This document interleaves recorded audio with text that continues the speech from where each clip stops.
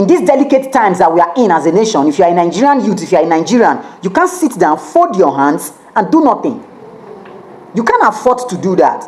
As I speak to you now, the Nigerian federal government is about entering an MOU, an agreement with the US for them to come to Nigeria and site their military base in Nigeria. A very huge one. I'll play you the video. And this MOU is very, very dangerous and detrimental to the ordinary Nigerian. Don't forget that these our leaders are old. They will leave office in 4 years or 7 years' time. You and I, you that you are sitting down saying that they are planning protest, at this current stage that we are, you are still using that word, they are planning protest, and they are doing this one, and they are doing that one. But when it comes to complain, that's where we will see you. You are in the restaurant, you are complaining. You are in the eatery, you are complaining. Anywhere you are, in any place, public place, you are complaining. Now, people are not trying to organize themselves for us to take an appropriate action, a decisive one, a defining action. You are seated. Everybody, they draw themselves back and they plan protest. They say they go protest August 1st. Watch the video yourself. Give us an understanding why is it dangerous for America to cite their military base? Because in your letter, you cited and you said that it is dangerous for our defense and internal security. Why are we bringing the Americans to fight a war that's not our war, but their own war? But I think there's a much larger issue of concern for some of us, which is that Nigerians are very proud of their sovereignty. We've always looked down at the Francophones, at countries who are controlled by their old colonial masters, and we've been proud of our own history. Well, we never allowed the United Kingdom to do that to us. Is it now, after 60 years of independence, that we'll now lose some of our sovereignty to a foreign power that's bringing nothing in return? Let me emphasize some of the recent knowledge we have acquired over this matter. When Niger asked the Americans to leave, they released the secret agreement between the United States and Niger.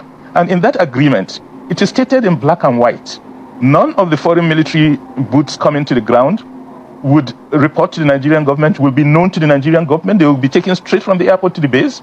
All the equipment that are brought in cannot be inspected by the Nigerian government. No Nigerian government or military official is allowed to visit any of these bases to find out what they're doing. Therefore, they are giving these hundreds of soldiers they are bringing in and the base they are carving out total diplomatic status and protection from our laws. So we've seen in recent times in Japan, it's been an ongoing issue. An American soldier from the base goes out in a town, kills a woman, commits crimes, and the Japanese government has no right to prosecute.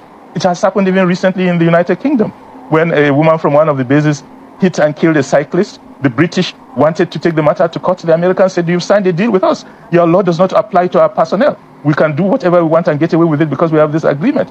That is the type of agreement the United States have signed with all these countries. You've heard it yourself. We know our federal government, they're always quick to deny. No, we are not having that type of MOU, but we know them. In this type of terrible times that we are in, as a citizen of this country, you can't fold your hands. Because we know ourselves. When it comes to complain, we complain. Hold your representative accountable, never. We are not interested. Follow the people who are representing you at the different levels of government up. Ask them questions. Ask them, require of them the money that is being disbursed to them to carry out project. Never. We are not interested. Let's do our part as citizens. Never. We are not interested. But when it comes to complain, Tinubu is they are criminals, they are did this, we are that is your complaint that we change nothing. Your complaint means nothing to these guys. We are coming together, let's do something now. They said they want to protest. They said the youths. Which one are you? And our federal government with their usual shenanigans, we know them. They started, gingering the army. They started pushing the army forward for them to issue a threat to the youth and to the public. The army is out now shouting, they cannot allow any anarchy before Nigeria. They cannot allow any chaos. They cannot allow this one. But they can allow politicians to loot public funds. They can allow their superior officers in the army, in the navy, and the rest of them to loot funds meant for procurement of arms and ammunition for their troops. They can allow kidnappers kidnap ordinary Nigerians, keep them in the forest for months, for days, for months.